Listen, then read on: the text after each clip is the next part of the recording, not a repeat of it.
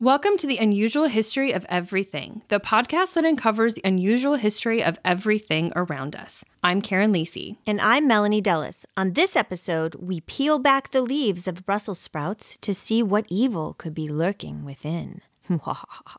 Brussels sprouts are so cute. Anyway, Brussels sprouts aren't the favorite of many, although both Melanie and I love them. Mm-hmm. And there could be a good reason for that. The often overboiled side dish comes complete with a mushy texture, yellow color, and a rotten egg smell that stays in your house and in your hair for days.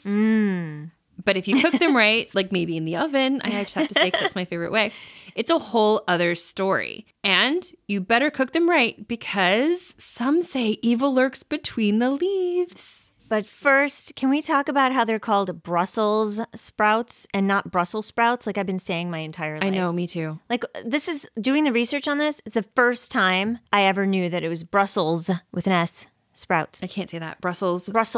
I can't. It's Brussels sprouts. It hurts my tongue. I gotta delete the S, even though I guess it's not supposed to be deleted. Just, like, run it together, Brussels sprouts. Sure. Because if I have to say Brussels sprouts, you're never going to say it again. It hurts my tongue, and I feel pain in my upper larynx. No, true, except what if you were to shorten it, and you were just like, hey, can you go get the Brussels out of the refrigerator? I would say that. Brussels. See? Okay, well, yeah. See? That you're right. Mm-hmm. You're right. The S on the end does make sense, though, because they're named after Brussels, Belgium, because they're extremely popular over there, or at least they used to be extremely popular. I'm assuming they still are, because they're still named Brussels sprouts. Now, see, I'm going to have to put that pause in between. Mm-hmm. But not everyone loves them, claiming their bitter taste is too much for them. That bitterness isn't experienced by everyone, however, and that is due to a specific gene called TAS2R38, aka the Brussels sprout gene, which is a bitter taste receptor that we all have. Some, however, are more sensitive and some are not. I learned a little bit about this in terms of like tasters versus non-tasters. And there's some other tastes that people can taste and whatever. And every time I've done that with like my students, I am a non-taster. I never taste any of the things that they are. And it's so funny. And I feel slightly mean about it because I have no idea what they're complaining about. And it's like the hot stuff too. Is that what you're talking about? So or is it like salty, sweet? Well, no, there's like this like little strip you can give them. And there's like the specific gene. And there's like 2 or 3 of them. Like, do you taste this or this? And are you a taster versus a non-taster? And I can't taste any of it. I'm like, this is paper. And they're like, they have these funny faces. And I'm like, oh my God, this is a thing. So I didn't know how like bad this flavor or this taste is until I was doing this test with them. And I'm like, oh, I'm a non-taster. Can you get more of those strips? Like we should totally do it and like do a video and put it. We should. I actually have a whole thing of them at home because I buy them regularly for my classes. But with COVID, I haven't had an in-person class in a while. Okay, we should let everybody know, if you don't already, that Karen is a professor at she's a professor of anthropology at 3 of the universities around here. So yeah, those are the students. But yes, those are the students that she's talking about. Yes. It's not like, 5th grade or something like that. And, and that is why she's making them lick things. No, I just make them put paper in their mouth so they don't have to lick it, actually. Oh, they don't have to. Does it dissolve in their mouth? No. It's just the end has like something on them. All right, we need to do this and record it. Okay, we'll do it. I want to see like what I can taste and you can't. I can't taste any of it, but I have 4 different tests we can do. We'll totally. I've never done it before. This is very exciting. Okay, let's do it. Cool. Before our modern day Brussels sprout, ancient Romans and Greeks grew their ancestors. These were a type of vegetable from Brassica family that resembled cabbages. And that's how it was until 13th century Belgian farmers began cultivating the tiny versions that we now know. It took about 300 years for Brussels sprouts to become a popular crop in Belgium and only became a big deal in Britain at the end of the 1800s. Cooking these little cuties has attached to it one strange superstition, cutting a cross into the base of each Brussels sprout. Many people all over the world still do this, claiming it helps it to cook evenly when you boil them, although a spokesperson from the Brassica Growers Association begs to differ, saying it ruins the vegetable. But still, people do it. Without knowing it, though, they may be following a superstition dating back to medieval times when it was believed that evil spirits, or tiny demons, hid between the leaves of lettuces, Brussels sprouts, and cabbage. These spirits could enter anyone who swallowed them, making the person ill, or at the very least giving them a stomachache. So before cooking, a cross was cut in every Brussels sprout or cabbage to drive the evil spirits out from the leaves.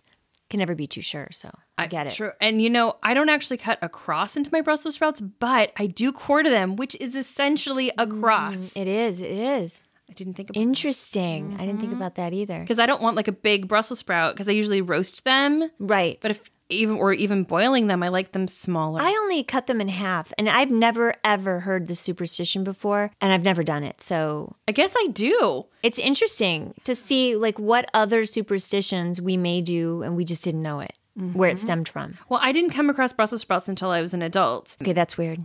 Well, my mom didn't make it. My dad didn't make it. Nobody made it. And you don't go to restaurants that often in the past, like in the 80s and 90s, and get Brussels sprouts. Like today, you totally can. But I remember coming across it like a random Thanksgiving when an aunt of mine who evidently always did Brussels sprouts, but for some reason I just never noticed it for Thanksgiving. So I'm going to have to ask her about that and see if she does that. Because I do quarter them. So that's like a cross. That's a cross, just not together still. Yeah, exactly. Yeah, counts. Well, believe it or not, people still debate why some make that cross. In 2016, at the annual gathering of the Vegetable Folklore Society, yes, that's a thing, there was a heated debate between the Celticists, Northerists, and the pagans, all trying to figure out why people cut a cross in the base. I really want to join that group. We should. Can you imagine? They just meet every month probably talking about debating different vegetable wrongdoings and folklore. I mean, how cool. I wonder if they talk about the Cabbage Patch Kids at all. I mean, I have no idea. Because there's like a whole folklore, not the same kind of folklore. Right. But like a toy folklore, quote unquote, associated with I mean, with she's those. sort of cabbage. They're sort of cabbage. Well, yeah. They're born out of the cabbage leaves. I think they probably do talk about it at one point or another. They probably should. Well, anyway, the debate began when the leader of the Celticists, Waldemar Rosenkohl, saying that St. Patrick is the reason for the Brussels sprout cross, which is a Celtic equal-armed cross. His reasoning was that St. Patrick is seen in early illustrations blessing Brussels sprouts to keep the evil out of them. And in those illustrations, although he is often portrayed as holding a shamrock, in reality, he was holding a Brussels sprout. It's possible, however, St. Patrick lived in the 5th century, and the first recorded mention of a Brussels sprout isn't until the 16th century. So maybe he really was holding a shamrock? Yeah, that's a difficult one because I don't know that we'll ever know for sure unless somebody else finds something about a Brussels sprout before the 16th century. You know what I mean?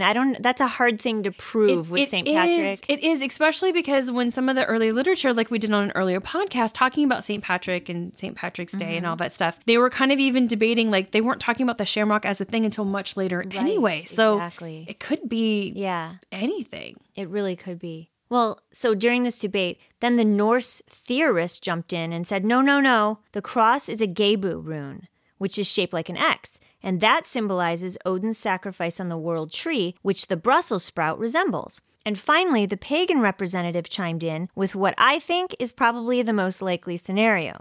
Since medieval times, farts were a sign of demonic possession, and so, since Brussels sprouts make people fart, the cross had to be carved into them so the devil couldn't get into whoever ate them and caused flatulence. Okay, we know what you're thinking. Why would pagans carve a Christian symbol into something? Well, carving a pentagram into the tiny base of a Brussels sprout proved too challenging, and so they felt the cross was better than no protection at all. I mean, it makes sense.